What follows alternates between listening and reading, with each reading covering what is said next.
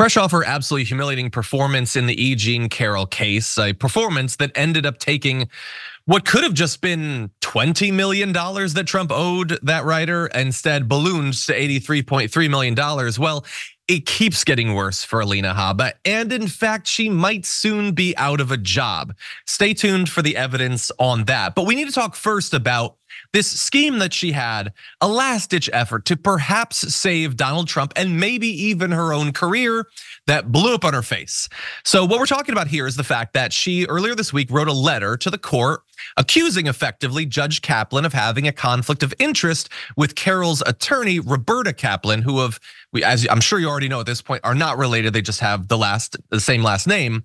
But in that letter, she cited a New York Post article that suggested that those two, the judge and the lawyer, had a mentor-mentee relationship way back decades ago. And because of that, can we really trust the outcome in this case? Should it perhaps be overturned? She's not saying anything. She's just saying, well, there was immediate pushback to that, pointing out how ridiculous that assertion was. So Kaplan, the attorney, wrote that she and Kaplan, the judge, did work for the same law firm. This is Paul and Weiss, but their tenure overlapped by only 2 years, that they barely associated with each other at that time. And that was 30 years ago. So if you are going to imply that they were mentor-mentee, you're gonna need to provide some evidence for that. And if you're gonna further imply that for some reason corrupts the outcome of the E. Jean Carroll case, we're gonna need even more evidence for that.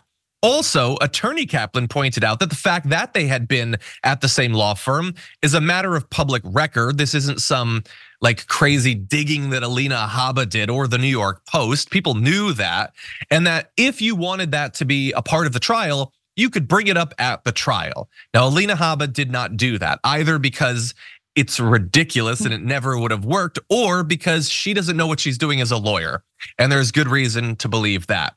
But at this point, we do want to give you just a little bit more of the developments here. Both Habba and her client have pushed a false narrative of judicial bias, they say, so that they could characterize any jury verdict against Trump as the product of a corrupt system. While that strategy has now moved into its post-verdict phase, it is now time for defendants' false and vexatious claims of bias or impropriety to stop. So that's E. Jean Carroll's lawyer pushing back in a letter. And there isn't anything to it. And it's immediately ridiculous what that claim is. It's not necessarily a good call for a lawyer to be making accusations of bias against not only attorneys, but also judges. And since Alina Habba knows that multiple of Trump's former lawyers have been disbarred as a result of working for him, she backpedaled quickly.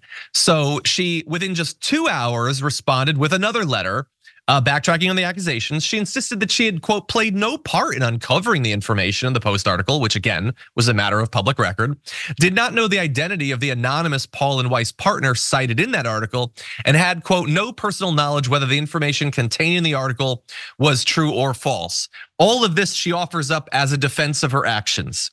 And I ask you, is that a defense of her actions, or does that just make her actions look worse?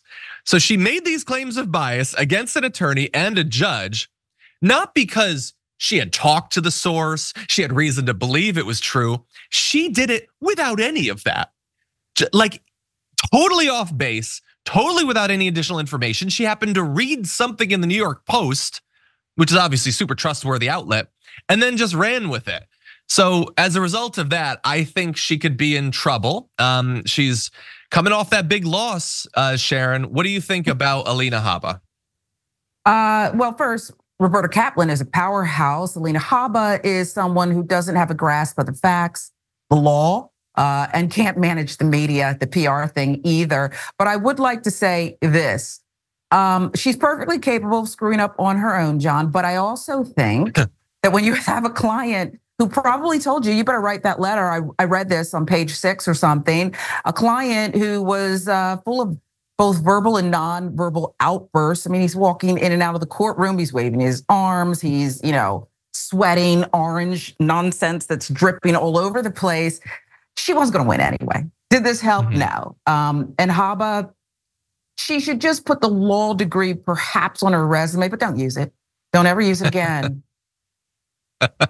Well, she may not have to use it in this context for much longer. In the intro, I alluded to the fact that she could soon be out of a job, and here is the reason that people are speculating about that. Donald Trump put up a post on Truth Social saying, "I'm in the process, along with my team, of interviewing various law firms to represent me in an appeal of one of the most ridiculous and unfair witch hunts our country has ever seen, the defamation sham presided by," he goes on to attack Lewis Kaplan, and he's attacking other judges and everything. Anyway, he goes on to say, "This entire hoax is a disgrace to our American system of justice. Any lawyer who takes a Trump case is either crazy or a true American patriot. I will make my decision soon." So at the end, he implies that Alina Habba could either be a patriot or maybe she's just crazy. I will leave you, viewer, to decide. But the more important part is at the beginning. He's interviewing for law firms.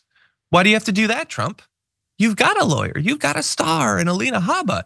In fact, she knows all the details of the case. She's already defended you in the case. Why wouldn't she defend you in the appeal?